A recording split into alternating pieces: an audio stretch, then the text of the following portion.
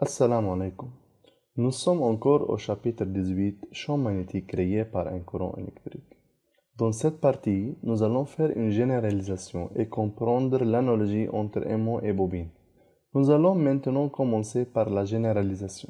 À un point de champ magnétique créé par un courant, le sens de ce champ magnétique dépend de celui du courant.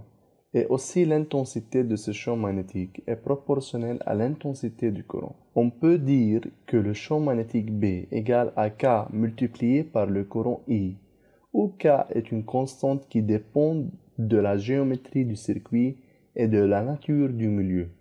Qu'entendons-nous par la géométrie du circuit? La géométrie du circuit peut être un fil rectiligne, une spire circulaire, une bobine plate ou un solénoïde.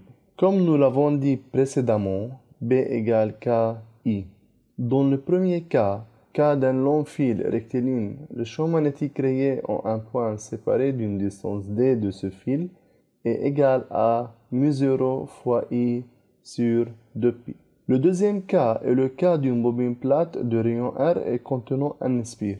Le champ magnétique créé au centre de la bobine plate est égal à μ0 sur 2R. Enfin, dans le cas d'un solénoïde de longueur L et de n spire, le champ magnétique créé à l'intérieur du solénoïde est égal à μ0 sur L. Comme vous le constatez dans ces trois formules différentes, le champ magnétique B est proportionnel à l'intensité du courant I. Nous allons maintenant commencer par l'analogie entre les aimants et les bobines. Une bobine, plate ou longue, agit comme un barreau aimanté lorsqu'elle est traversée par un courant. Par analogie, nous attribuons à chaque bobine deux faces nord et sud. Nous l'avons expliqué précédemment, mais brièvement, mais maintenant nous allons l'expliquer en détail. Ceci est la bobine en appliquant la règle de la main droite. La direction du champ magnétique est vers la droite. Donc cette face de la bobine agit comme un pôle nord et l'autre face agit comme un pôle sud. Nous pouvons donc dire que les lignes de champ magnétique entrent dans le pôle sud et quittent le pôle nord. Donc, nous pouvons déduire que cette bobine agit comme un barreau aimanté. Comme nous l'avons dit précédemment dans les vidéos précédentes, ce barreau aimanté crée un champ magnétique dans l'espace qui l'entoure. Ces lignes de champ magnétique entrent dans le pôle sud et quittent le pôle nord. Pour comprendre cette idée, regardons cette vidéo. Le solénoïde parcouru par un courant se comporte comme un barreau aimanté. Le champ magnétique créé à l'extérieur de l'aimant est dirigé du pôle nord vers le pôle sud, de sorte qu'il entre dans le pôle sud et quitte le pôle nord. De plus, comme vous vous en souvenez, nous avons dit que les lignes de champ magnétique traversent l'aimant du pôle sud au pôle nord. Regardez à nouveau la vidéo. Remarque, puisque la bobine agit comme un aimant, il y a donc une interaction entre les bobines.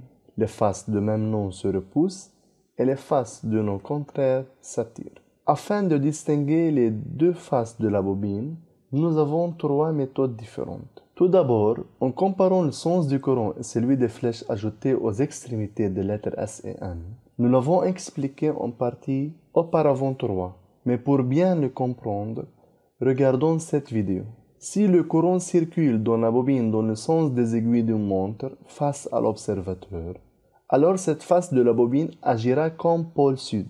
Si le courant circule dans la bobine dans le sens inverse des aiguilles d'une montre face à l'observateur, cette face de la bobine servira de pôle nord. Deuxième méthode, nous pouvons distinguer les deux faces de la bobine en utilisant la règle de la main droite déjà étudiée dans ce chapitre. Enroulez les doigts de votre main droite dans le sens du courant, puis votre pouce indique la direction du champ magnétique. Dans ce cas, le champ magnétique est dirigé vers le haut, et puisque le champ magnétique quitte le pôle nord, donc cette face de la bobine agit comme un pôle nord, et l'autre face de la bobine agit comme un pôle sud, puisque le champ magnétique y pénètre. Troisième méthode, on peut distinguer les deux faces de la bobine en utilisant la règle de tire-bouchon. Un moyen simple de déterminer la direction du champ magnétique autour du conducteur est de considérer une vie et un papier. Lorsque la vie pénètre dans le papier, l'action de rotation est dans le sens des aiguilles d'une montre.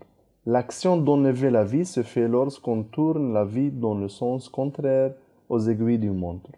C'est la tête de la vie qui se manifeste Donc cette face agit comme un pôle sud, et dans l'autre, c'est la pointe de la vie se manifeste, c'est-à-dire la vie sort du plan de la figure.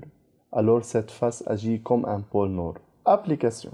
Les cercles suivants représentent les faces d'une bobine ou d'un solénoïde. Déterminer la nature de chaque face. Solution. Nous allons résoudre cette application selon les trois méthodes. Première méthode, utilisant les flèches ajoutées aux extrémités des lettres S et N. Regardez la figure suivante dans le premier cas.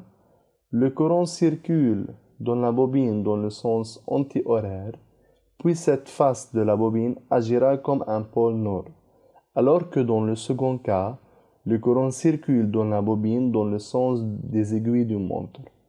Alors cette face de la bobine est le pôle sud. Deuxième méthode, en utilisant la règle de la main droite.